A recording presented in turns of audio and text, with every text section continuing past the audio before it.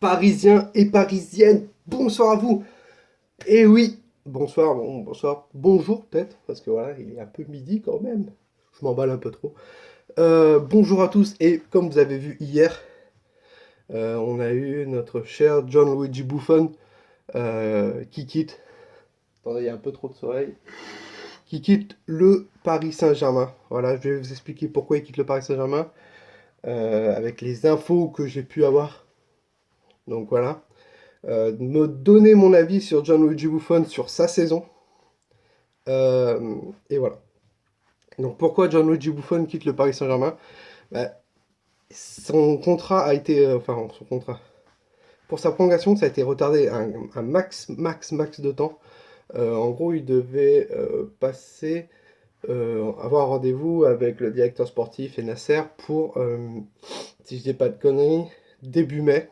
Voilà, on est début juin. Et Gianluigi, bon bah, s'est inquiété et tout, etc. Et je pense que derrière, il a eu des offres sur, par exemple, devenir ambassadeur à la Juventus ou peut-être dans un club américain pour l'année prochaine. Je ne sais pas. On dit comme quoi il partira à la retraite. C'est une possibilité. Voilà, c'est une possibilité que Gianluigi Buffon prenne sa retraite. Malheureusement, je ne pense pas.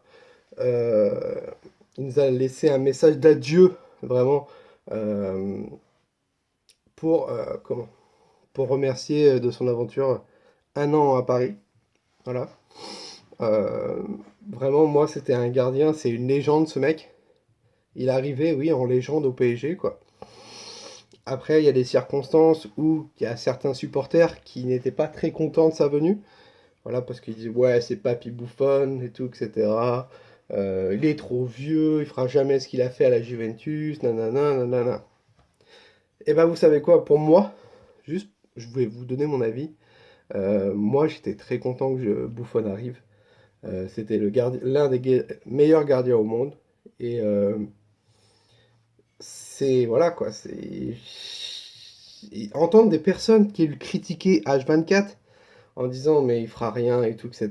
Mais sur certains matchs, mais, vous vous rendez pas compte combien de fois il nous a sauvés. Énormément de personnes disent ouais, il a pas été top, il a pas fait ce qu'il a fait à la Juventus, nanana. Mais sur combien de matchs il nous a sauvés, Buffon? Sur combien de matchs? Sur combien de matchs l'année dernière, enfin cette année, euh, surtout à la fin, quand il jouait, combien de fois il nous a sauvé la vie sur des buts, sur, je me rappelle sur Nantes surtout, même si on perd. Si on perd, hein. Donc combien de fois il nous sauve la vie? Naples, match retour, on perd 2-1, on égalise 2-0, 2-2, pardon. Il nous sauve la vie. Il nous sauve la vie. Sur je sais pas combien de buts. Parce que Naples pousse. Et il y a des supporters qui, juste, dans leur tête, c'est Manchester United. Alors Manchester United, pour moi, certes, c'est une faute, mais tout gardien fait des fautes. Tout gardien fait des fautes. On va parler un peu du mercato au niveau des gardiens juste après. Et vous allez voir qu'il y a quelques pistes qui ressortent. Mais attendez, si les mecs vous les flinguez comme ils font, parce que là vous êtes en train, les noms que je vais vous dire, qui sont pistés par le Paris Saint-Germain, vous allez dire oh ouais, oh ouais. Non, vous allez faire exactement pareil quand le mec il va se louper. Mais c'est humain de se louper, c'est un gardien de but. C'est un gardien de but. Croyez-vous que par exemple Courtois il se loupe? Il se loupe tout le temps Courtois, pratiquement. Avec le Real de Madrid, il a fait une saison catastrophique. Ter Stegen, il est l'une des meilleures équipes. Voilà que je ne citerai pas le nom parce que ça va me donner des mal de crâne. Il se loupe aussi. Voilà. Tout bon gardien de but se loupe aussi. Gianluigi Buffon s'est loupé sur le match le plus important qu'il ne devait pas se louper. Voilà, il a fait une faute grotesque. C'est comme ça, mais on a commencé à le détruire à ce moment-là. À le détruire. Alors oui, c'est la légende, c'est... Mais voilà. Moi, j'étais très content que Buffon vienne. Euh, Très content que ce nom soit dans le palmarès du Paris Saint-Germain. J'aurais aimé qu'il gagne plus de titres avec le Paris Saint-Germain, que ce soit la Coupe de France et la Coupe de la Ligue. Malheureusement, il a gagné que le trophée des champions et le championnat de France. Bon, il a gagné les trophées au Paris Saint-Germain. Donc voilà.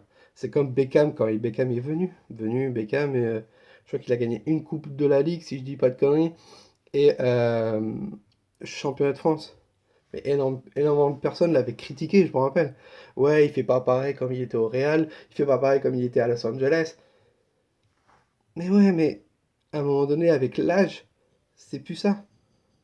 Buffon, il avait 41 ans. Euh, si je dis pas de conneries, Beckham, c'était 30, 34, un truc comme ça, 34, 35 ans. Voilà, ils sont plus au top de leur forme. Mais c'est comme ça, on a inscrit ces joueurs dans notre palmarès au Paris Saint-Germain. Il faut être fier. Putain, l'année dernière, quand Buffon est venu, je me suis dit, mais putain, Buffon au Paris Saint-Germain, mais qui l'avait cru, quoi? S'il y a, comment, sur l'ère QSI, quand QSI est arrivé en 2011-2012, si on m'avait dit que, putain, Buffon, il allait signer au Paris Saint-Germain dans 8-9 ans, j'aurais dit, mais ferme ta bouche, ferme-la, c'est sûr, c'est pas vrai. Mais si, c'est vrai. Donc, vraiment, moi, je peux remercier Buffon euh, pour cette année. Il nous a énormément sauvés. De toute façon, il a laissé un message sur Instagram. Tous ses collègues où il était au Paris Saint-Germain lui ont laissé un message. C'est vraiment quelqu'un de très très bien. Et je ne pense pas. Mais j'aurais aimé, tu vois, par exemple, qu'il reste gardien, euh, entraîneur des gardiens au Paris Saint-Germain. Mais bon, ces temps-ci, il est très très proche de la Juventus. Il a fêté le titre avec la Juventus en Italie. Je pense qu'il y a un moyen qu'il ait un poste là-bas. Alors, soit en tant qu'ambassadeur, entraîneur des gardiens, je ne sais pas. Euh, il a été dans la plus belle ville du monde, qui est Paris, mais son cœur est à Turin. Donc voilà. Il est très fier, et je suis vraiment très fier que ce genre de gardien soit venu à Paris, vraiment. C'est quelqu'un qui s'est adapté très vite. Dès les premiers jours, il a commencé à parler français. Pas tout le monde le fait, absolument pas. Di Maria, ça fait quelques années qu'il est en France. Il ne parle pas français. Neymar, quelques mots. Daniel Alves aussi. C'est... Voilà. Alors, est-ce que les Italiens ont plus de facilité à parler français? Je ne sais pas. Je ne sais pas, mais vraiment, je suis très très fier que ce gardien est venu au Paris Saint-Germain, vraiment. Donc, merci Gianluigi pour ce que tu as fait au Paris Saint-Germain, même si tu avais des haters, voilà, les haters, qui te critiquaient parce que tu faisais pas ce que tu faisais au Paris Saint-Germain comme tu étais à la Juventus. C'est comme ça. C'est comme ça, et voilà, il y en aura toujours, hein, de toute façon, hein, il y en aura toujours, même des Parisiens, hein. Je connais des supporters parisiens, et des fois je me dis, mais putain, mais t'es supporter du PSG ou quoi? Est-ce que tu es supporter du PSG? Alors tu vois, je suis d'accord sur certaines personnes, tu vois, qui critiquent le Paris Saint-Germain, genre Kerrer, Kurzawa. Kerrer, je l'attends vraiment en tournant l'année prochaine. Si Kerrer, il me fait une saison l'année prochaine comme il a fait cette année, mais tu dégages, tu vois. Kurzawa, il faut que ça vire. Kipembe, il faut qu'il se calme. Tu vois, il y a des gens comme ça, enfin des joueurs, faut qu'ils... Surtout Kipembe. Kipembe, il a fait l'année dernière, il a été extraordinaire. Cette année, il est champion du monde, le mec sans plus péter, quoi. Il croit que c'est un gros joueur. Redescends sur terre, gamin. Redescends sur terre. Voilà. Adrien Rabiot aussi. Mais Adrien Rabiot, c'est compliqué. Il y a eu un dossier énormément très très très compliqué. On va parler mercato là. On va parler du cas Rabiot. Très très compliqué, Adrien Rabiot, qui a été mal géré par le directeur sportif. Très très mal géré par le directeur sportif. Et c'est ça qui nous l'a coûté. C'est ça qui a coûté Rabiot. Parce que Rabiot, maintenant, il est détesté par tout Parisien. D'accord? Même moi, je le veux même plus. Mais le directeur sportif a très mal fait son boulot. Antero Henrique. Sur la dernière vidéo, je disais comme quoi il gérait pas mal de choses qui étaient bien, mais d'autres moins bien. Le cas Rabiot, ça a été mal géré. Voilà. On va parler maintenant des futurs potentiels gardiens. Donc, l'instant mercato. Pour moi, j'ai deux noms au niveau des gardiens. Hier soir, on a eu un troisième nom. Troisième nom par Marca ou Marca, qui est très très proche du club du Real de Madrid. Voilà. Si on pouvait avoir pareil en France avec le Paris Saint-Germain, ça serait grandiose. Et Marca annonce donc une potentielle arrivée de Keylor Navas Pour moi, j'ai absolument pas d'infos sur ça. Est-ce que c'est vrai? Marca a des bonnes infos. Moi, j'ai pas ça. Vraiment, on n'en parle pas de Keylor Navas au Paris Saint-Germain actuellement. On parle de deux gardiens. Et voilà. On va parler déjà des gardiens au Paris Saint-Germain. Kevin Trapp veut être gardien numéro 1 au Paris Saint-Germain. Areola veut être gardien numéro 1 au Paris Saint-Germain. Attendez-vous d'avoir un mercato agité au niveau des gardiens. Je pense que Kevin Trapp va partir. Ou à Francfort. J'ai vu que Dortmund était dessus. D'accord. euh, Areola, on ne sait pas. Alphonse Areola, on ne sait pas s'il veut encore rester gardien numéro 2 ou il va être gardien numéro 1. Mais le Paris Saint-Germain cherche un gardien du top 5 mondial. D'accord. Pour moi, Alphonse a des très grandes chances de quitter le Paris Saint-Germain. Voilà. Pour acheter qui? Un jeune gardien. On parle de Mac Maignan sur les réseaux. Moi, je n'ai pas cette info. Voilà.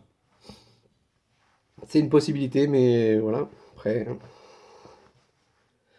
les deux gardiens qu'on m'annonce, vraiment, et je vais vous le dire tout de suite. Et il y a possibilité qu'il y en a un qui ait dit oui au Paris Saint-Germain, donc on verra.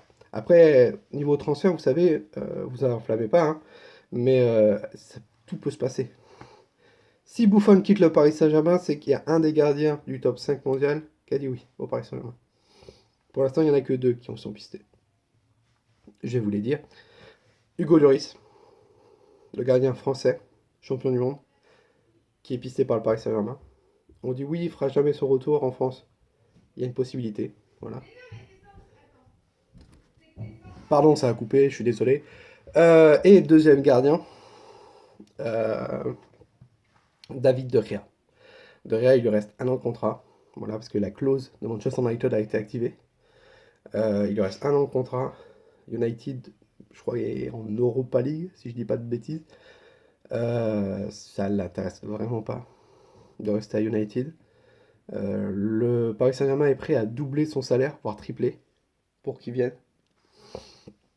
On ne sait pas. Voilà. Et par exemple, prenez. Il y a des. Enfin, mettez-vous dans la tête des personnes qui vont dire putain, Navas, Lloris, De Gea au Paris Saint-Germain, il y a possibilité, tu vois. Et par exemple, je sais pas, moi, si Navas arrive, ils vont tous lui dire oh ouais, Keylor Navas, putain, l'ancien gardien du Real et tout. Il y a de fortes possibilités que ce soit Navas, tu vois. Et quelques mois plus tard, quand Navas va faire sa première bourde, ah mais il est dégueulasse, nanana, nanana, nanana. Vous savez, pour moi, Navas, c'est un très bon gardien. Mais il est surcoté. Très surcoté, Navas.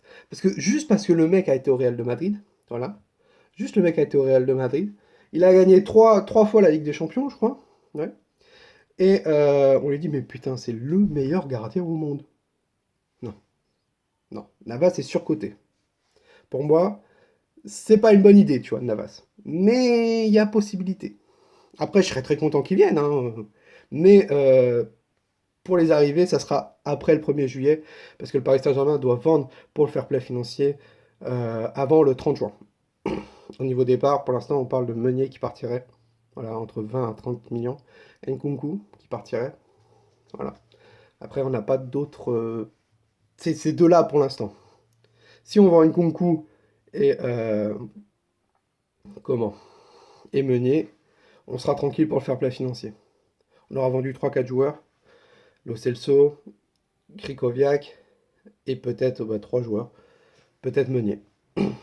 Et latéral droit, remplaçant, ça serait plus Colin Dagba en tant que Daniel Alves. Après, Daniel Alves n'a pas prolongé non plus, donc on ne sait pas si il restera ou pas. Pour l'instant, c'est pas sûr parce qu'il n'y a toujours rien. Monsieur est parti à la Copa América. Donc, est-ce que le Paris Saint-Germain pardon, va faire partir ces deux latéraux? Ça, je n'ai pas d'infos. Je sais qu'il y en a un qui va rester. Lequel? Je peux pas vous dire. Donc voilà. Ouais. Lloris, c'est pareil. Si Lloris fait une bourde, on va lui cracher dessus, alors que le mec est champion du monde. À Tottenham, il a été beaucoup sous-coté, mais Hugo Lloris est un très bon gardien. David De Gea aussi. C'est juste que David De Gea, c'est l'équipe de Manchester qui est pas bonne. C'est tout. Donc moi, pour l'instant, sur les deux infos que j'ai, Hugo Lloris et David De Gea. C'est tout. Lequel viendra? Il y en a un qui a dit oui. Lequel? Je ne sais pas encore. Je peux juste vous dire ça. C'est tout. Et pour les arrivées, il n'y aura que dalle pour l'instant, tant qu'on n'a pas vendu pour 60 millions au fair play financier. On dit que Ander Herrera a été aperçu au Paris Saint-Germain, mais si Ander Herrera, enfin à Paris, pardon, si Ander Herrera signe, ça sera après le 1er juillet. Alan, ça sera après le 1er juillet. Les nouveaux maillots du Paris Saint-Germain seront en ligne le 1er juillet, parce que le contrat avec Fly Emirates s'arrête le 1er juillet. Voilà, c'est tout. Tout est simple. Tout ce mois de juin, je crois que le mercato ouvre le 11, tout ce mois de juin, ça va être que pour la vente. Le Paris Saint-Germain va essayer de vendre, vendre, vendre, vendre, vendre, le plus. C'est tout. Après, ils peuvent vendre encore un peu plus, hein. On sait que Choupo-Moting, il veut rester, mais Choupo-Moting, voilà quoi. Le Paris Saint-Germain cherche une doublure pour Cavani l'année prochaine, et si Cavani part l'année prochaine en libre, une doublure à Mbappé. Donc ouais. De toute façon, je ferai une vidéo mercato dans plus tard. On me l'a beaucoup demandé. Mais actuellement, j'ai absolument pas de news, juste ces news-là. Voilà, ça bouge pas énormément au Paris Saint-Germain. Il y a eu une réunion à Doha. Malheureusement, je ne suis pas allé, donc je peux pas avoir toutes ces informations. Mais c'est très compliqué d'avoir des informations en ce moment parce que le Paris Saint-Germain cherche à vendre. C'est deux joueurs qu'on cherche, Nkunku et Nkunku et Thomas Meunier, c'est tout. Draxler, que Schalke 04 a peut-être contacté, mais c'est pas sûr. Donc voilà, Parisien, Parisienne, une petite vidéo sur Gianluigi Buffon avec une petite partie du mercato. Passez une bonne journée à vous. Nous, on se retrouve très vite. De toute façon, je fais une vidéo tous les 2 jours. Donc voilà. Et surtout, n'oubliez pas, Paris Magique.